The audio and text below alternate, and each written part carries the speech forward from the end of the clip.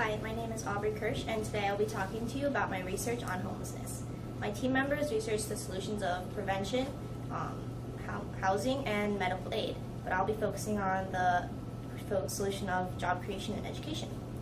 Homelessness is a global problem that's defined as a condition of people without a regular dwelling, and in modern times people have become chronically homeless, which is where an individual is homeless for a year or more, or for multiple episodes of homelessness. Globally, there are 1 million estimated homeless people worldwide, and 1 to 6 billion people lack adequate housing. In Russia, 3.5% of their population are homeless, which is really 1 million people, and this doesn't include the so-called invisible people who are not registered as homeless, and they also often die from Russia's harsh winters. In Mexico, 50% of people live in informal or low-income settlements, and in Greece, in 2009, there were 20,000 homeless people, and since then, this number has doubled. In the city of Nairobi, Kenya alone, there are 250,000 homeless people, and in India, there's an estimated 78 million homeless people, which includes the 11 million street children. Nationally, in 2015, there were 564,708 people that were homeless in the United States, and 15% of that number is chronically homeless. Why do people become homeless? Families become homeless for crises such as medical emergency, a car accident, death in the family, and other things. Youth can become homeless because their parents get divorced, they're abused or neglected, or LGBTQ+ kids might not be accepted. Many veterans become homeless because of PTSD, mental anguish, or physical disabilities they got in war, and this causes them to lose their jobs. In the United States today, there are 47,725 homeless veterans, and 15% of them are chronically homeless. As you can see in this map here, the purplish-pink states are the ones with the highest percentage of homeless people. And they're the ones that need to do the most work on preventing it. Locally, our group reached out to my city's local homeless shelter, the Charlotte County Homeless Coalition. This homeless shelter mostly focuses on housing, but they've served over 1,000 homeless individuals. Also, many criminals end up being homeless, and the Florida Department of Corrections, which deals with criminals, said that criminals given college educations had a better chance, outlook on life, and a better chance of not returning to the jail. The economic perspective is that people with mental illnesses have a hard time keeping jobs because they're either discriminated against or can't complete the job given to them.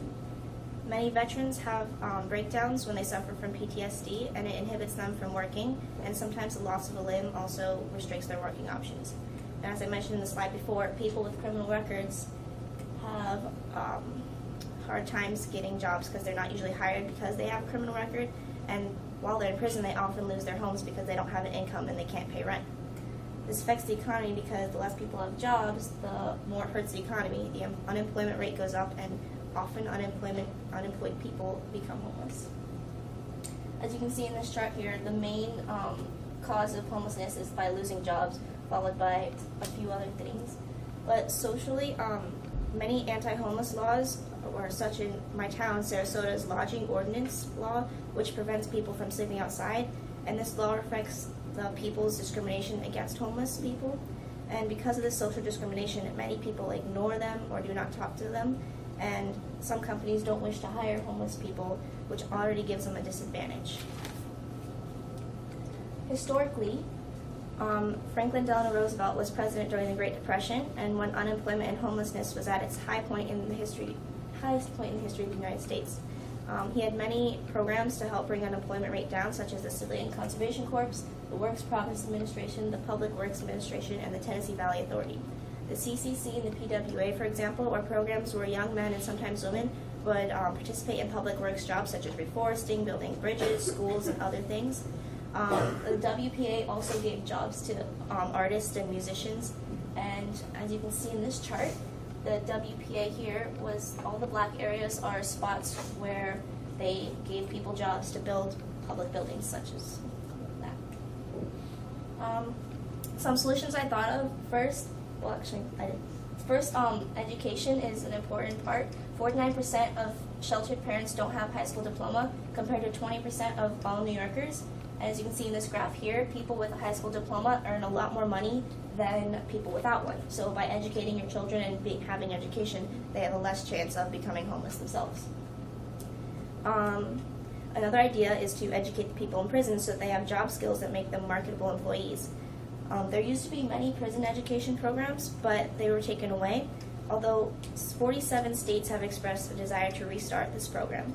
Many states also want to ban companies from asking possible employees about criminal convictions so that they can't be discriminated against when trying to get a job. Also, educating people on how to get jobs would probably increase their ability to get them. Jobs. Solutions to the job part of it would be creation of more part-time jobs, so that way a company can hire more employees and create more jobs. This was first proposed in the Netherlands, where they now have 50% of all jobs have part-time contracts. Tax credits is another solution, is by giving tax credits to companies, which is like paying them, so that to shorten the employees' hours instead of firing them, so that the employees can keep their jobs. This was done in Germany, and Germany also is the only country that lowered their youth unemployment rate to under 8%, and they did this by training the youth on how to get jobs and how to keep their jobs. Some innovative solutions I thought of were that first, you could create a place where homeless people can shower, get nice clothes, and prepare for their interview. They can also be taught how to do well in the interview so that they get the job.